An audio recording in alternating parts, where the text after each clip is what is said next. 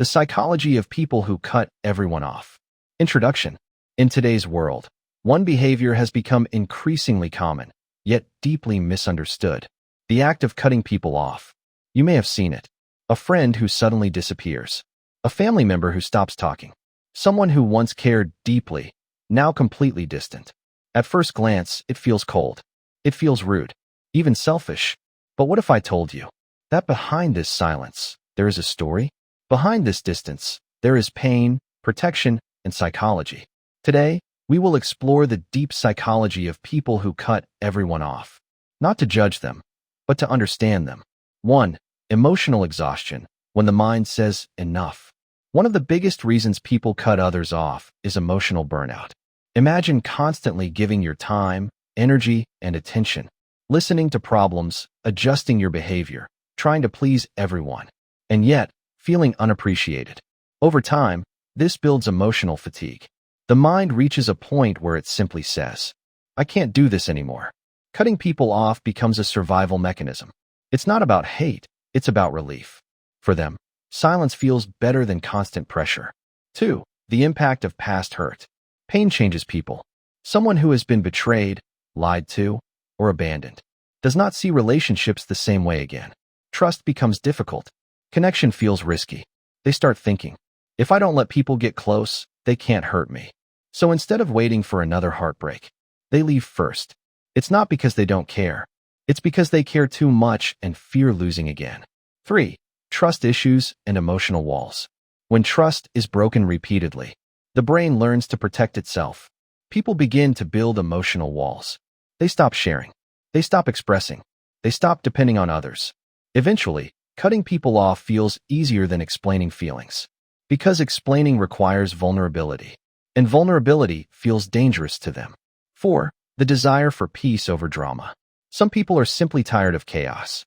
Arguments, misunderstandings, unnecessary drama. It drains their mental energy. At some point, they choose peace over people. They decide, I would rather be alone than constantly stressed. This is not weakness. This is a conscious choice. A choice to protect mental health. 5. Control in a chaotic world. Life is unpredictable. We can't control what others do, how they behave, or how they treat us. But one thing we can control is who we allow into our lives. For some people, cutting others off gives a sense of power. It makes them feel, I may not control everything, but I control my circle. This sense of control brings comfort. 6. Fear of vulnerability. Opening up is not easy. It requires courage to share your thoughts, your fears, your insecurities. But for some people, vulnerability feels like weakness. They fear being judged, rejected, or misunderstood. So instead of risking emotional exposure, they choose distance, because distance feels safe. 7. Self-growth and personal boundaries. Not all distancing is negative. Sometimes, cutting people off is a sign of growth. As people evolve, they begin to realize, not everyone deserves access to them. Not every relationship is healthy. Not every connection should be maintained. They start setting boundaries. And sometimes, those boundaries require distance. In this case, cutting people off is not about escaping. It's about becoming a better version of themselves. 8. Avoidance of conflict. Some individuals are not comfortable with confrontation. They struggle to express anger or disappointment. So instead of addressing problems, they choose silence. Cutting off becomes their way of avoiding difficult conversations. It's easier to disappear than to explain, but this avoidance often leaves things unresolved. 9. Feeling misunderstood. One of the deepest human needs is to feel understood. When someone constantly feels ignored, unheard, or judged, they begin to withdraw. They start thinking, no one really gets me. And when this feeling grows strong enough, they disconnect completely, because being alone feels better than feeling invisible. 10. Mental health factors. Sometimes, the reason is deeper than behavior. Conditions like anxiety, depression, or emotional trauma can lead people to isolate themselves. They may not have the energy to communicate. They may feel overwhelmed by simple interactions.